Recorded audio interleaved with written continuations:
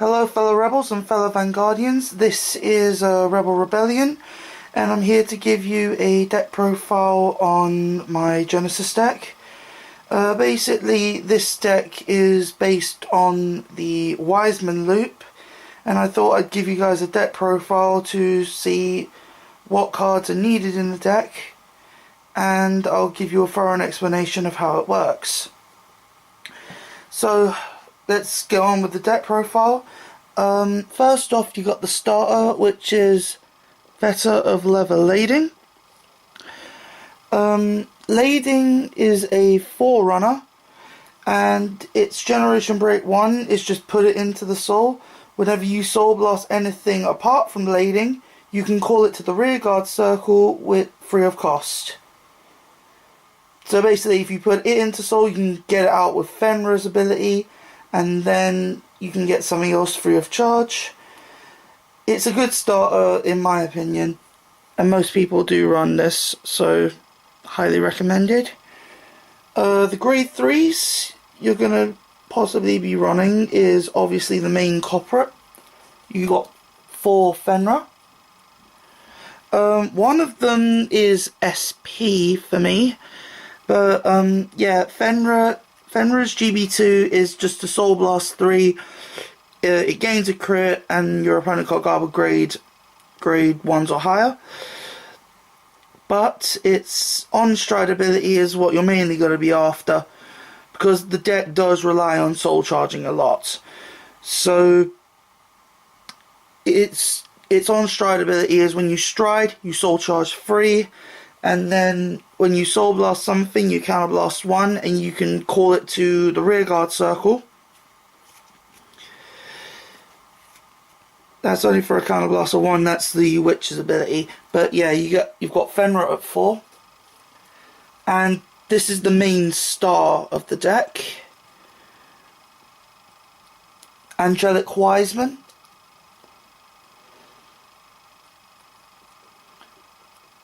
Angelic Wiseman's at 4, but it's got a Soul Blaster 3 of when it attacks, it gains 4k. Basically, to set up the combos, you need like certain parts, like Gigelga, you need the stand trigger. Otherwise, this is the main hitter of the deck. So, one, you'll probably need it in Soul for you to get set up, and you may also want to keep it in hand just in case you want to flank your opponent. But yeah, Angelic Wiseman's at 4. This is the main hitter of the deck, guys. Seriously. That's that. For the grade 2s, you've got 3 Battle Maiden Katanaha. Katanaha has the Revelation ability, where you can just look at the top card and you can just either put it into Soul, or you can just leave it on top. It's good if you want to actually search out triggers early game. So if you get like a critical trigger on the Revelation check, you can just leave it on top of the deck so you don't have to rest anything. But this is the punchline of Katanaha. Whenever something gets soul charged, or it's soul charged by Revelation, this beauty goes up by 1k. So it will go up by 2k apiece if it's put into Soul by Revelation, and it's also been put in the Soul naturally. So yeah, Katanaha's at 3. This is where we go back to old school cards, because we have the Witch of Grapes Grappa. Basically, when she's soul blasted, you soul charge 2. This deck heavily relies on soul charging, and that's what you need to get the loop going. So obviously Grappa's at 4. Then we have 4 Flying Lapwings.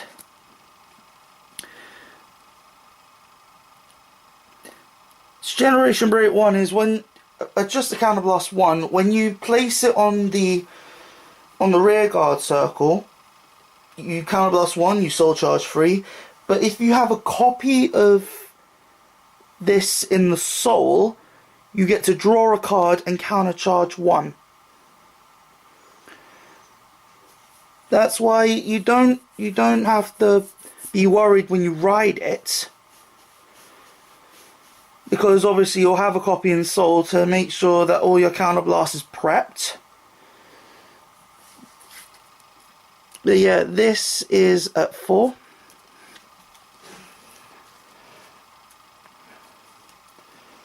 Grade 1s. These are key cards for the deck. 4 Shackle Fetter Gagelga.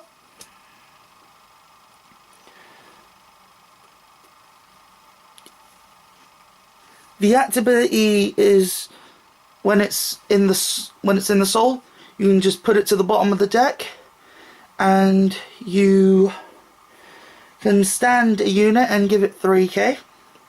But if you also have a Vanguard with Fenrir, and this is where it becomes so awesome, you get to soul charge 2 and give a unit 3k. So all in all, if you do the skill, you're giving a unit 6k if it's already standing. And also it stops you from decking out. This is one of the key components for the loop. So for the loop, you need to run this at 4. And it's also got the Revelation ability as well, so if you want to use it early game, just saying, just putting it out there. Obviously, this Genesis deck doesn't function without Stride Fodder. So obviously you're obviously gonna run Skull at 4.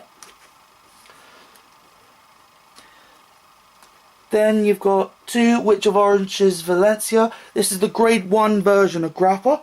Basically, when it's soul blasted, you get to soul charge 2.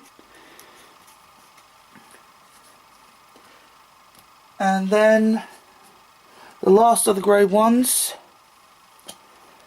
Goddess of Decline Hell, which is the unflip perfect guards. These perfect guards are recommendable because you're going to use up counterblast on the get-go, so you're going to possibly need these to countercharge as quickly as possible just to get yourself prepped up. Trigger lineup. I run 6 crits, 4 of them being the Fenrir crit, which is Stake Fetter Fitty. Obviously, when your Vanguard attacks, if it's Fenrir, you put it into Soul, give it 5 and draw a card. The extra 5k boost is awesome, and it's also good for the draw. So this is at 4, and the other critical I run is Battle Maiden Kukurahime. Obviously, like I said, there are 6 crits, 4 of them being the Fenrir crit, 2 of them being this. So that's 6 crits. I also run 6 stands. These are the other bits for the Wiseman loop. Goddess of the Sound Sleep Taro. Basically, this is what wins most games eventually. Not only does it have Revelation, but when it's in the soul, when it's soul blasted, it goes to the bottom of the deck, and you get to stand a unit back up. So, Wiseman, plus this in soul blasted, stand back up. If you've got 4 of these in the soldier in a match, then obviously you've got the game. So this is definitely at 4. The other stand triggers, like I said, I run 6. And another good stand trigger is Dreaming Dragon. Basically, you don't want to deck out during this loop. So if you've got this on the field at Generation Break 1, you put it back to the deck and you put your drop zone back to the deck. And if 10 or more get put back, you get to draw a card. So yeah, it stopped yourself out from decking out, but you're also recycling your triggers. So more chances of heals, guys, and more chances of crits.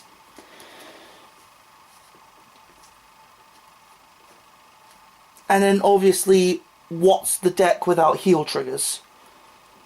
Because you're also running G-Guardians, guys. You are running G-Guardians, you're obviously going to need heals. So, any heals will do.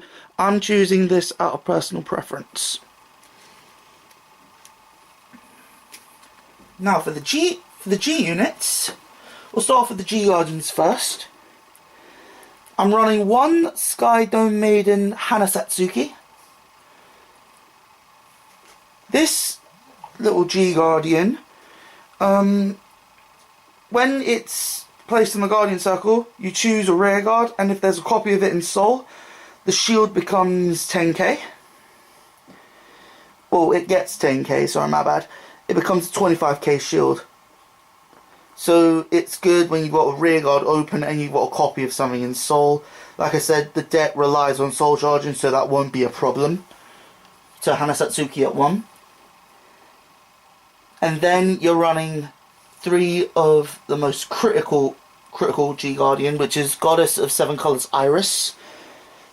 This card is definitely crucial to the deck, because if you've got something that you need in Soul, that you want in Soul in the drop zone, for an extra 5k shield, this card will allow you to put up to 3 cards from the drop zone into the Soul. So if you've got like Taro or Dreaming Dragon, or if you've got Grappa or Valencia in the drop zone and you want them in Soul, this card fixes all your problems. So that's at 3. Obviously, for any deck, if they're playing the Grade 2 game, there's always that odd Sea Breeze. That's at 1. I run 2 Beastslayer Military Deity Tiers, just for that extra Soul charge. But when you Soul Blast 3, you get to check the top card. You can put it to the top or the bottom. And then if you drive check anything higher than a Grade 1, you may Soul charge 3.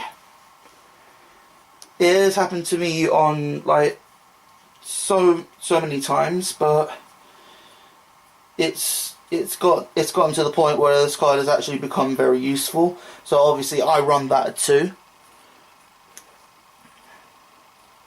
This card is my own personal preference, which is Great Angel Doombrace.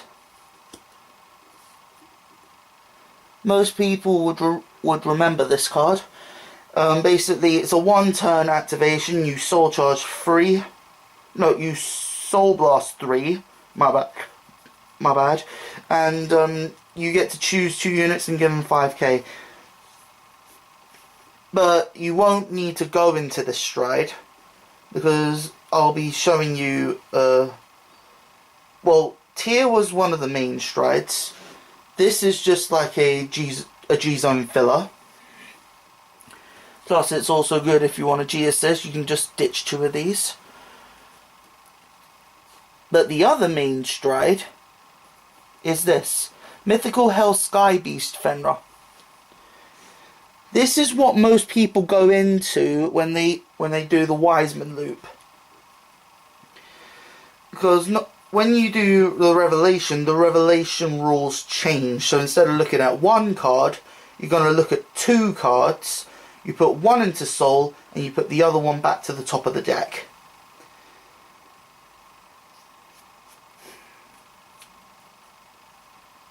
And then when you want some, and then when you've done the revelation, right? When you've done the put in Soul part, and you see another thing that you want in Soul, this card gives you a choice just for a Counterblast of 1 and a Soul Blast of 3. You can either draw a card, but if you don't draw the card, you get to Soul Charge the top card from your deck and give a unit plus 3k.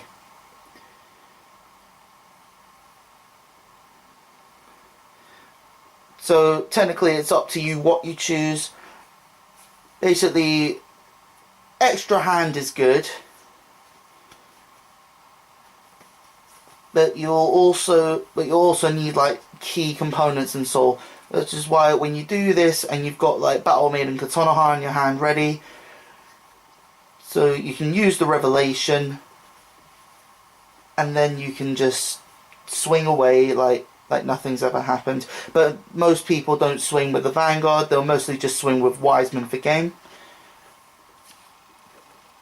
And the last stride which I've got is very situational, but personally my favourite is Mythical Destroyer Beast Vanagrounder. I use this to finish most of my games, but mostly people are smart enough to guard this. So what it does is when it attacks, you prep its skill for a Soul Blast of 6 and a Persona Blast, and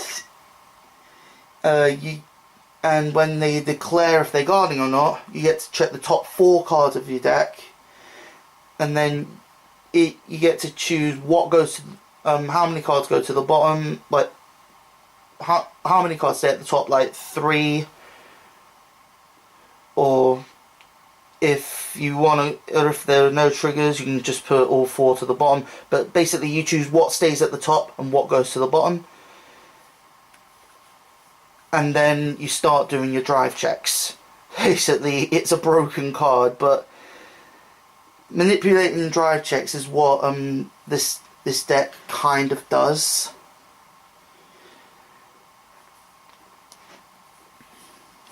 But yeah, definitely run this at 4. Thanks for watching the deck profile, guys. I hope you guys enjoyed it. But let's give you a rundown of how the loop works. So I'm gonna do this quickly. So let's say this is your Vanguard, and obviously this is your stride, and then you got this bad boy out,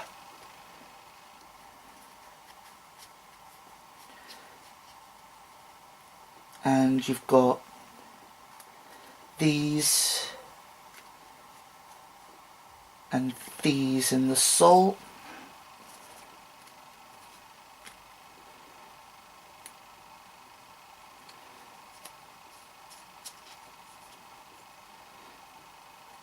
Actually, you know what? Let's do it like this. You got 1 in Soul, you got 1 in Soul, and basically this is your deck, right? Actually, let's make it 2 in Soul, and then that's your deck. Okay. Basically, what's going to happen is you got Gagelga in Soul.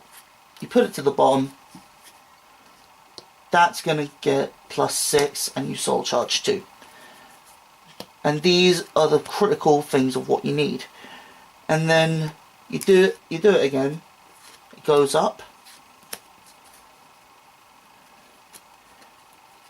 And then basically you do it again.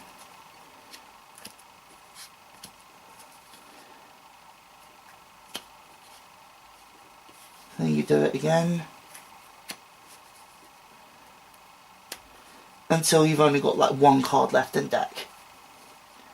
Basically, you will have more cards than this.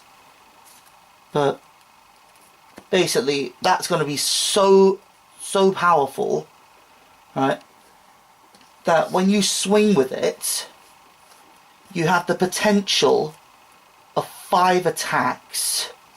And then if you want to like swing with the Vanguard layer when you've got a deck, and then you know what the drive checks are going to be, then that's where it becomes problematic for the opponent. Unless they're running Cargro, then Denial Griffins are going to be a thing.